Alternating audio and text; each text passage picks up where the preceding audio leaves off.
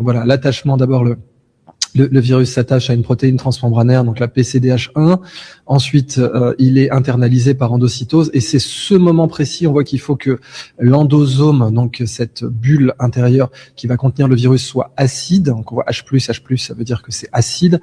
Et là, c'est ici donc, professeur Rao, corrigez-moi si je me trompe, que la chloroquine est efficace en fait. C'est à cette étape très précise.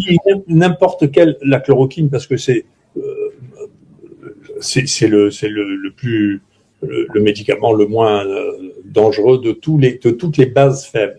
Il faut qu'il y ait une base faible qui rentre dans la cellule pour inhiber ça. Mais si vous mettiez n'importe quelle de la soude diluée, si vous voulez, ça aurait le même effet. Mais on ne pouvait pas me faire bouffer de la soude diluée. On ne peut pas injecter de la soude dans les cellules, oui, c'est pas possible. Pareil, il y avait donc tous les médicaments, tous les produits qui fonctionnent comme des bases faibles et qui sont susceptibles de changer de 1.1 le pH du phagolysosome, c'est-à-dire le phagosome, c'est-à-dire la première partie qui va fusionner avec un lysosome qui va permettre l'activation des enzymes qui permettra au virus de sortir.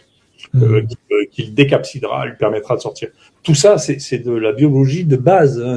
C'est simplement, bien entendu, ça rapporte pas un sou. Alors, j'espère là aussi que la nouvelle ministre est rhumatologue. C'est pas un neurologue raté, c'est une rhumatologue.